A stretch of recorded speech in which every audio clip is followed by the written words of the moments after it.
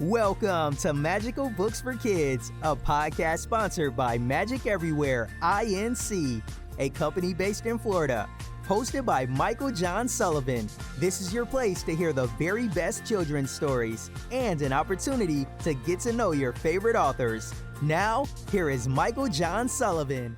Welcome to Magical Books for Kids. I'm Michael John Sullivan, and again, thank you for joining us for another free edition of our podcast. It can be heard on all platforms, Apple, Spotify, Google Play, our website, magiceverywhereinc.com, as well as YouTube. Again, it's free. We update every Wednesday, and you can see all the lists of the great guests that we've had, including one today by the name of Laurie Smollett Kutscera.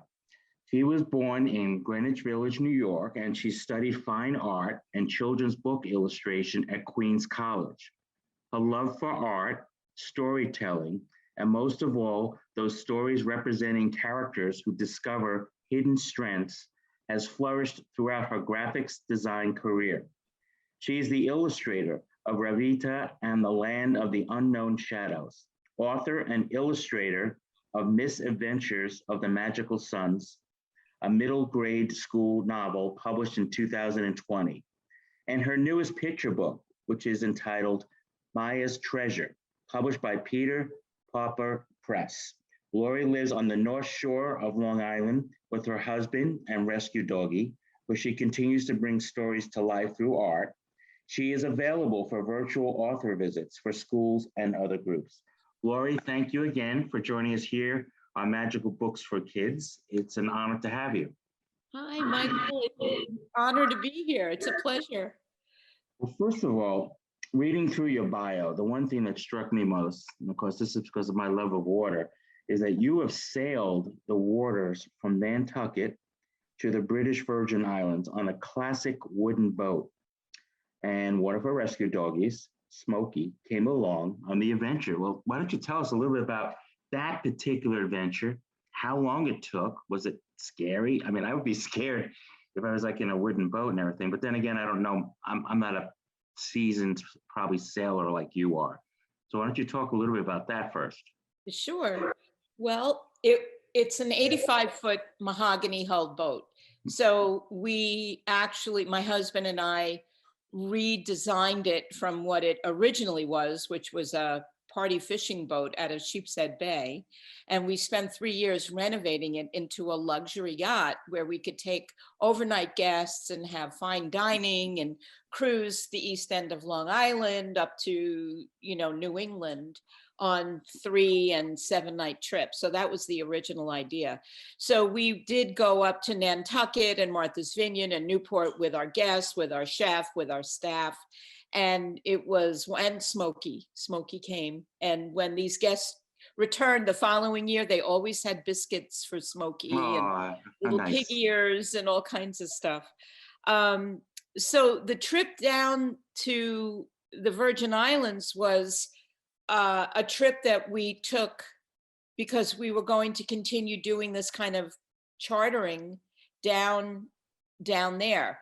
So we cruised the Intracoastal, which basically begins somewhere around Virginia, and then took that all the way down through the Intracoastal to Florida.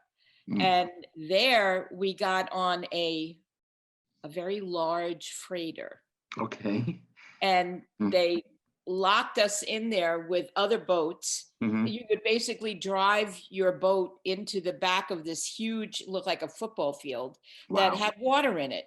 And then once they got all the boats in, they closed the doors and locked all the boats down and then drew the water out. So you could actually walk inside the basin of the vessel. It was huge. These are huge freighters that travel to anywhere in the world with boats.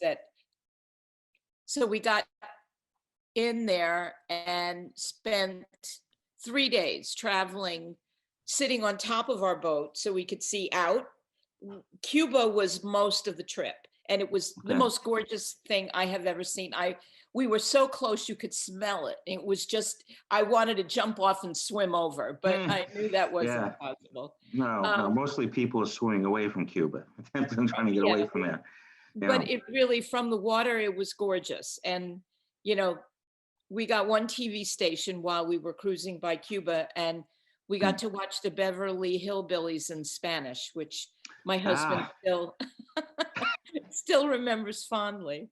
I wonder Yeah. grandma, how she sounded in Spanish when she was Oh, going on those little tirades she used to go on. it Yeah, was kind of funny. It was yeah, cute. yeah. So that's pretty fascinating. Now, when I have illustrators / authors on, I kind of fawn over them because I always want to be an illustrator. I always want to draw, but I can't draw. As I said, I can draw like a little Snoopy or something like that. It looks the same as I did it in 3rd grade, by the way. There's no evolution of my Snoopies. Well, You you're know? consistent, you know? Yes, sure, sure.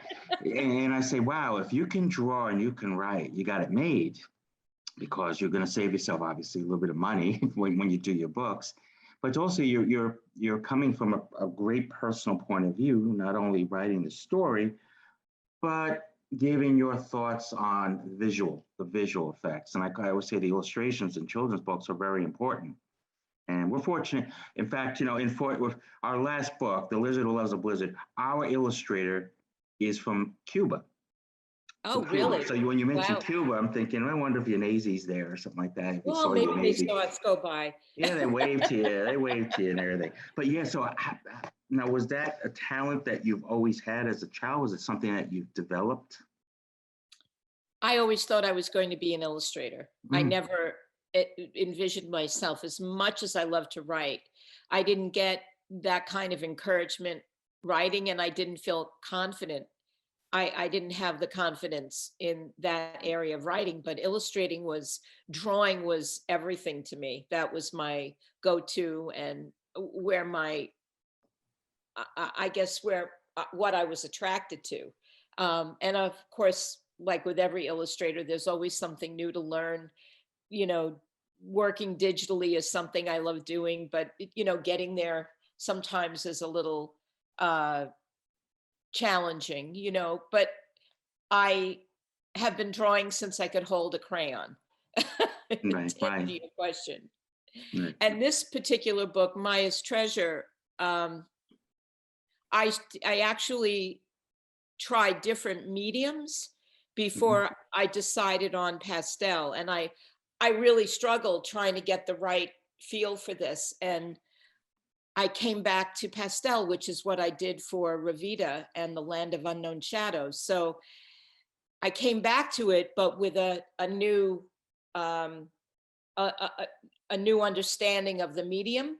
And I have taken some recent classes with an award-winning pastel artist that really helped me shape everything. And then from there, I took the art into Photoshop and worked on it digitally. So I basically brought both areas together.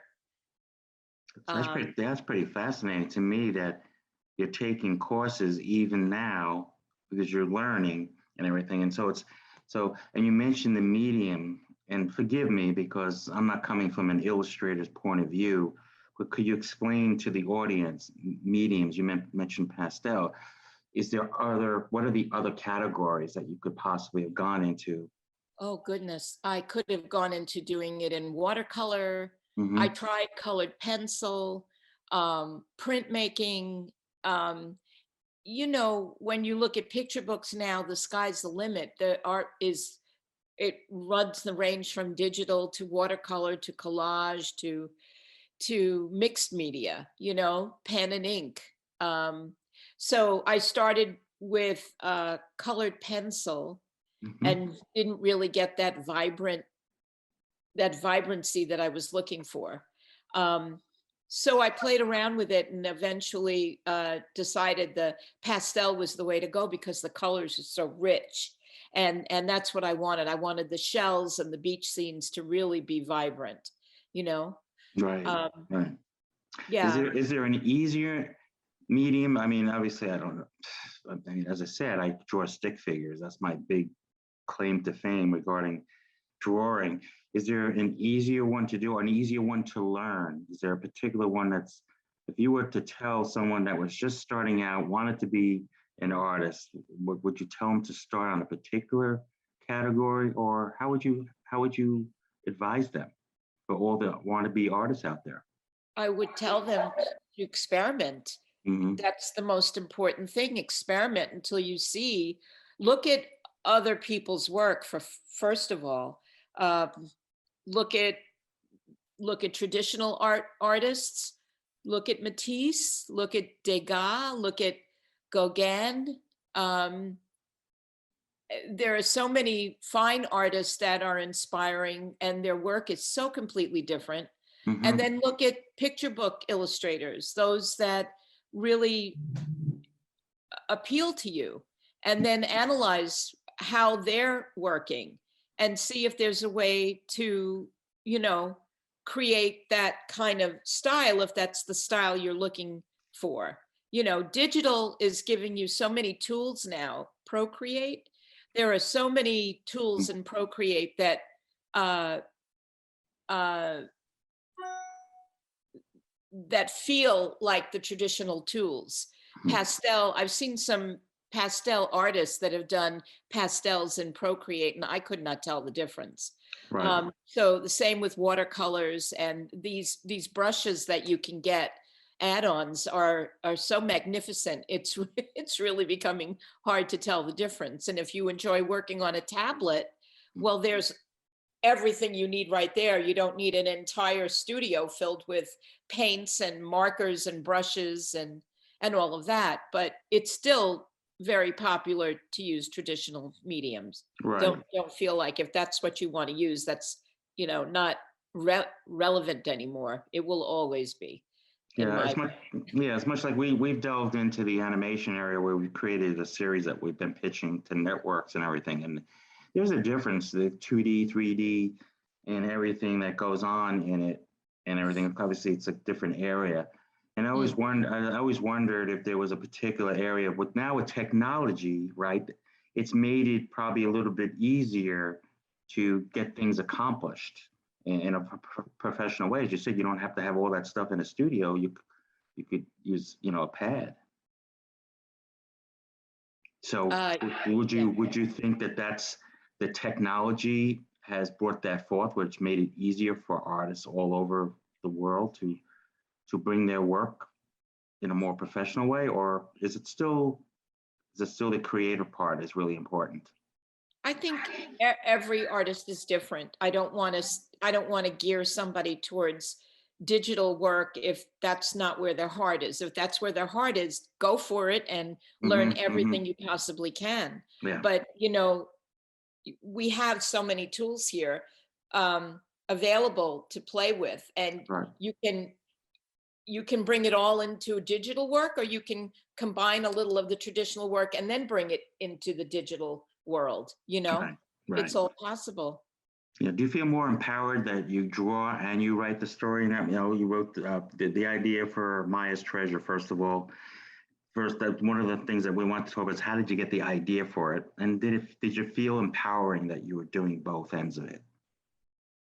I love writing, and every time I get so caught up in the words, I wonder if I'll ever be able to draw again. That's like, it's so funny how it's almost, to me, two separate worlds. And then I get back into the artwork and I'll go, I wonder if I'll ever have another thoughtful word come out of me. So I am so excited to be able to write and get great feedback and know that my words are making a difference in the stories that I'm telling. And this is relatively new, like in the last 15 years.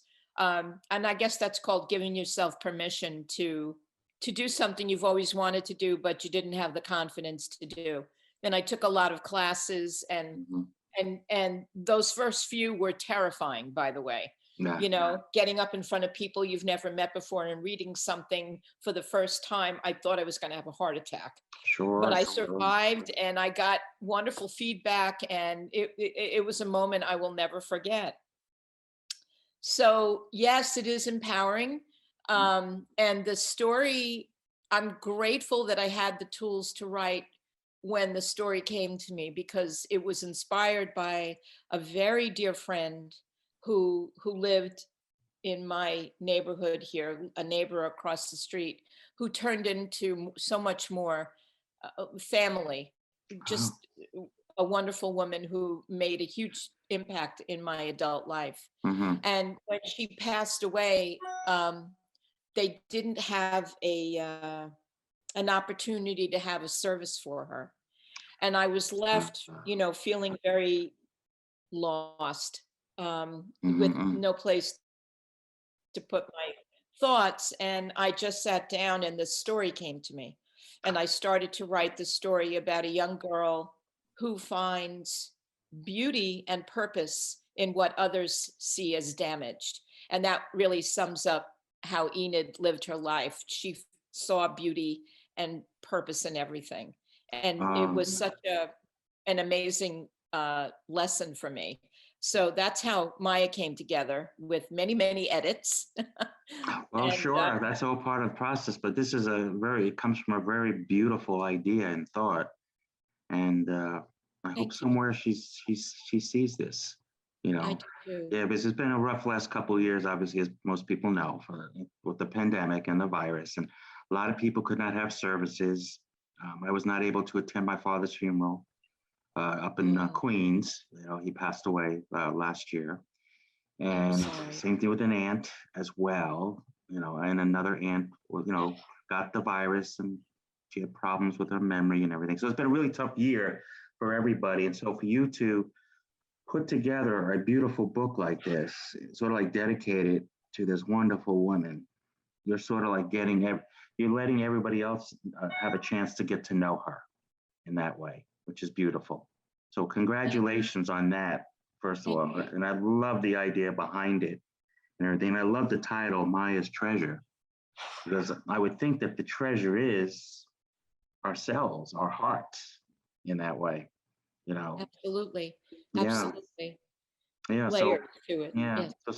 so I guess that is something terrible, something good has come from it, and I think that's wonderful. So first of all, Thank you. how long did it take to get published? You mentioned all the edits. Okay, we all go through the editing process. We all go through the doubts as well. We have all these doubts along the process. Is it good enough? Am I missing anything? Should I add anything? Should I remove anything? So how long did Exactly. it take? Yeah. So how long did it take to get published after you wrote Maya's Treasure? I started writing it in 2016. I joined 12 by 12, Julie Headland's 12 by 12 picture book challenge in early 2017. Hmm. And that forum really helped get it in shape. I got some great critiques there, and then joined a critique group within that forum, and who I'm still with. And these are wonderful authors, very talented people that have a sharp eye. And let's see, so I worked on the story for a while, and then I sat down and started to work on some sketches. So that started maybe a year later. Hmm. Um, and then from the sketches, I refined the sketches and started working in, colored pencil, which didn't work out. And then started playing with pastel. But I still didn't have a model.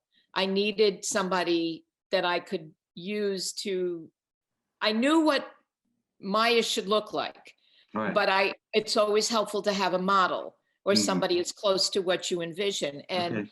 I was doing it from my head, and the drawings were not consistent, because I didn't have a model. And I said, okay, I gotta wait a little bit and try to find somebody for this. So I put it on the back burner. And of course, as that would be when you're busy doing something else, uh, you stop looking for something and then it shows up, right? Um, Hmm.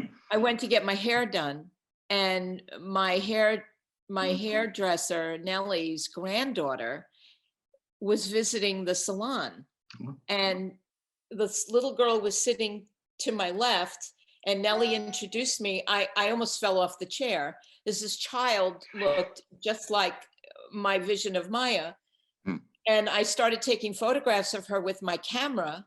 And then I asked Nellie if I could come. I invited myself to Nellie's home to take more photographs of this child when she was there with her mother. Yeah, So yeah. they absolutely embraced me coming, and I brought all my props, shells, and all kinds of things, and went over and spent a whole day taking photographs. That was December of 2018, I think. Okay. Mm-hmm. And then 2019, I spent, you have to understand, I work part of the year. So Right. we're doing charters through the summer. Yeah, you're So not I get the exactly like winters. drawing every day. Yeah, I get it. Yeah, Yeah. right. So I'm getting half the year to work on this, half the year I got to get back to chartering boats. Right. With a few more edits, got the book in shape with the model, and I started sending it out again in the beginning of 2020. Got one more minor edit, and sent it out in May of 2020 and forgot about it. Started working on another project that my agent is now subbing. And right about October of last year, almost a year ago, I got an email from Peter Pauper Press saying that they loved the book Say that and they fast wanted 100 to times. publish it. Say that Say fast. the Peter Pauper Press. Peter Pauper Press. I know. I was thinking about that when I was introducing you before, and I was thinking about that. I said, I wonder if I could say that fast 20 times. This is the problem with us being creative people and writers. We're always like somewhere else sometimes, you know. But that's it. But that's an interesting, because as you said, you're doing another job and you're doing this, and then you finish with that one, and then you move on to the next one. It's sort of like it never ends. The timing was perfect. As long I sent it out in May, I got to work on the boat. Come October, towards the end of the season, I get the email. The contract was signed in November, and I was on my way doing all of the artwork. They made just a minor change to a sentence or two, no huge edits. Right. And I was on my way, and I got all the illustrations to them by March of this year. And there we go. Then they put the book together. Wow. Now, do you have any preference? Now, you've done a few different things. You draw, you write books, and you also did the misadventures of a magician's son, a middle grade school novel published in 2020. Did you prefer one or the other? I write novels too. I write like adult novels and everything like that. And I'm always asked, do you enjoy more writing the novel as opposed to writing children's books? You know, and I think they each have different levels of joy. How is it for you with writing the different levels of children's books that you're doing? You know, it's a good question. I feel like when you're in the zone, you could write and write and write and write. You know, as a creative person, once you're there, you're there. And if I don't,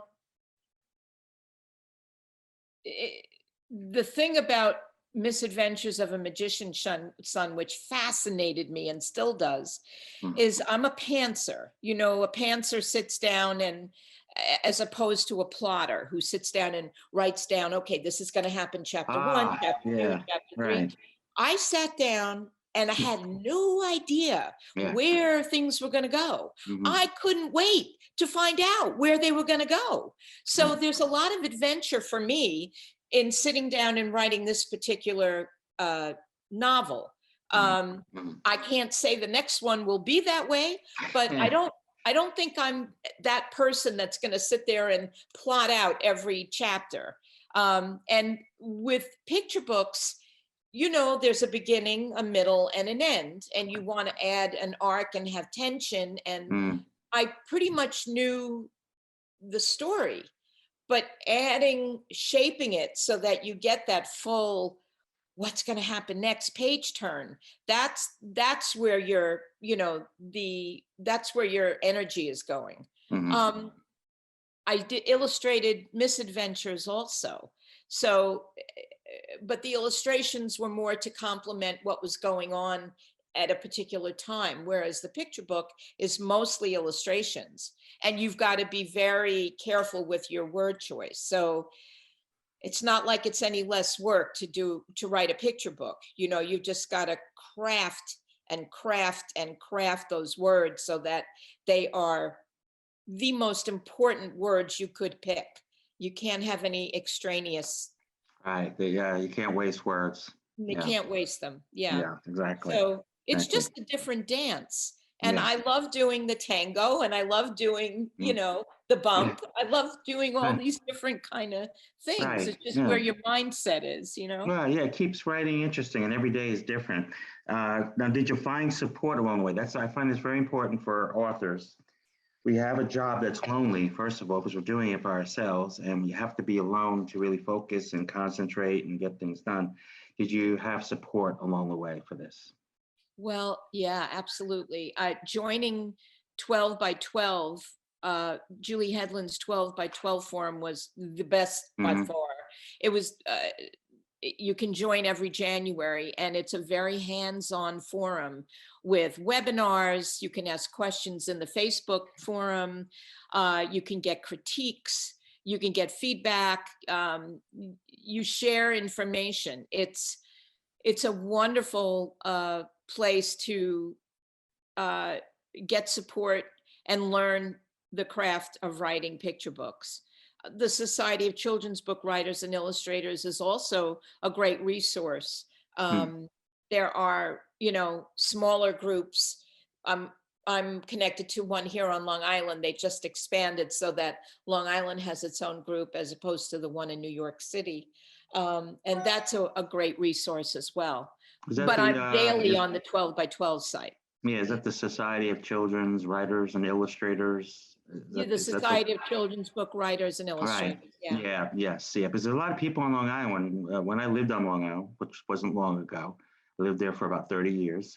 That was one of the groups I was part of and everything. And so it was interesting just to meet other people in the business. Now, one of the questions you had suggested was, where did the magic happen? Now, since our company's named Magic Everywhere, well, we believe it happens here. But where did it happen for you? It appears there was some magic that happened for you. Oh boy, there were a couple of situations that couldn't be explained. I have to remember now. The magic. Well, magic can come in many forms, right? It could come Yes. in inspiration, Yeah. which is what we all have. It's like when I made up the idea of the lizard who loves a blizzard, I had the idea come for me when I was living here in Florida, as I do now. And every time I came out of the condo, lizards would run in front of me. And I would say, I wonder how they do when it gets cold out, because it does get cold every so often here in Florida. Yeah. But what would they do in a blizzard? So the whole idea came as like, I got to write that first draft of The Lizard Who Loves a Blizzard. So inspiration, I consider that magical in a way. So it can come in many different forms. I think so. You know, my husband had given me this sweet little book on inspiring quotes when I was working on Misadventures of a Magician's Son, because I was, like every writer, having moments where I'm like, I don't know what I'm doing here. And, you know, then it would come together, and then I would wait for feedback. And then it's just an emotional roller coaster when you're putting your creativity out there. And so he gave me this lovely book of inspirational quotes that I kept by my drawing table. And every day when I went in there, I would open this book and read another quote. Every day. I've had this book now for 7 years. Okay. You know who published the book? Come on, you can say it now. No, who Peter Pauper Press. Oh my goodness, there you go. No, I couldn't believe. And now you're with him. Peter Pauper Press. Peter Pauper Press. There you go. It's a name with alliteration. I love it. There you go. Yeah. And here I had the book on my desk for years, and one day I picked it up and I looked at the little illustrations in this book, and I said, you know, I wonder if they might be interested in the book. So I sent them. So here's what happened. It kind of all followed like a domino effect. I sent them the dummy. They Right. responded in October. Mhm. I had been subbing my work. I didn't have an agent yet, but I had been subbing another project to an agent that was showing interest. So once I got the request for publication from Peter Pauper, I reached out to the agent and said, look, I know you're interested in this, but I'm also, would you like to represent me here? So she actually gave me to her colleague who signed me that day. So the day I got the request from Peter Pauper to get my book published, I also got an agent. Mhm. And then a funny thing happened when I went to Nellie's house to take photographs of her granddaughter. Right. And I had the dummy with me. Mhm. And in the book, the grandmother makes a little shell necklace for Maya and puts it around her neck. Mhm. And when the little girl I was using as a model, when her mom saw the dummy, she said, wait a minute, my daughter has a necklace just like this. And she ran upstairs and got it. It looked Exactly it like looked it. exactly like what I Look had at that. said. See that? It was like, oh boy, it's all falling into place. Like It it was was meant to be. it totally. So there Yeah. was the magic. It was everywhere. Thank Wow. you, Enid. Yeah. So that's deep magic at that point. Deep You got all magic. we got all those things particularly working for you. So we are talking to children's author Laurie Smollett Kutscera, and she was born in Greenwich Village, New York, and she's has a book out, her newest book by Peter Pauper Press, Maya's Treasure. Uh, where can people find this Peter Pauper Press book? Is it it's probably on Amazon, right? I would assume that. Absolutely. Yeah. That's where I would go right now. Okay. Because of COVID, there are some shipping delays, but I know Amazon has a number of them in stock and we'll be getting more. So let's start there. And Yeah. The I'm shipping days, sure, people don't realize that there's a paper shortage out there, and it's very hard to uh, get books around this time because they're being delayed. And I speak to publishers, the publisher of my novel, which comes out next March. He's telling me this is coming out next March. He says there may be a 4 to 6 week delay, yeah, and we already put in the order now. I'm right, thinking, wow. So yeah, so right. it's important that uh, if you want Laurie's book, it's Maya's Treasure, and it's published by Peter Pauper Press. I'm going to have to say that so many times now because to me it feels like a challenge. It's a challenge that you get it right all the time by saying And that. Amazon.com, you can get it now. And if you want to wait, you can certainly order it from your neighborhood bookstore or barnesandnoble.com when they're back in stock. Right. But right now, Amazon.com has some in stock. Has some in stock. So if Yeah. you're going to get it now. That's the important thing. Yeah. And this particular podcast is airing on December 1st. So just in Wonderful. time for Christmas, you Just know, in what I'm time. saying. If you want your kids to read and have a wonderful inspirational book, Laurie has the book, Maya's Treasure. Is there one last question? Is there a particular project that you haven't worked on that you want to work on? Well, I am working on. I have two projects. One is a really humorous book, and I don't see myself illustrating this one, but I'm really excited. My agent is about to start subbing it in January, so I'm very excited about that one. And also another picture book that I am working on the illustrations for that he's also excited about submitting to editors. So we have those, and I've got a few more that I'm playing with right now. But nothing comes to mind. Of course, winning a Caldecott would always be a lovely, thing that I haven't gotten yet.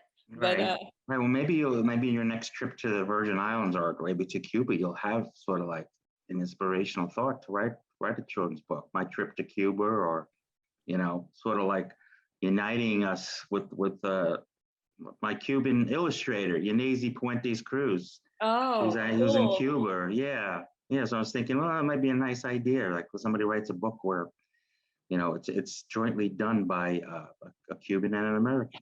which would be Oh, nice. that.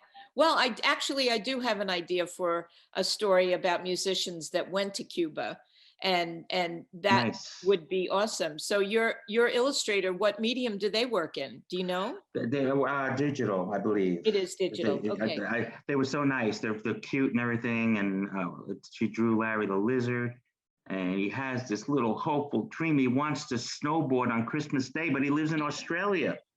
That's the summertime in Australia. But through the magic, as you said, we find the magic when we write. Through the magic of writing a children's book, Larry's dream could come true. So That's wonderful. much like Maya's treasure, Laurie's beautiful book, beautiful idea, and I hope people pick it up for Christmas, because I'm always looking to pick up inspirational books anyway. So I'm certainly gonna pick it up, and next time I'm on Long Island, I need you to sign it. So Thank so you, Michael. now that I'm I going to know get what a copy of your book too. We'll do a signing swap. Yeah, we'll do that. Absolutely. I always tell authors, I'll be glad to support your book. So that's what we're here for with the podcast as well, Magical Books for Kids. So Laurie, thank you so much for joining us here on Magical Books for Kids. And we want to remind everybody out there that listens to this, since we are increasing every month with our downloads, is that this podcast is free on all platforms, including Apple, Spotify, Google Play, YouTube, and our website, magiceverywhereinc.com. So, Laurie, thank you again for joining us here at Magical Books for Kids. And we hope to have you back soon when you're doing your next picture book. Oh, I'm excited. I'd love to. Okay, and have a great holiday as well. You too. Thank you, Michael.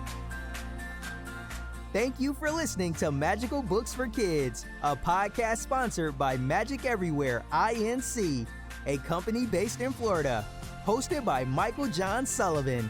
This is your place to hear the very best children's stories and an opportunity to get to know your favorite authors.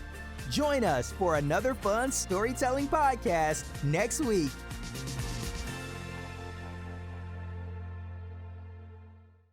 Google Play, YouTube, and our website, magiceverywhereinc.com.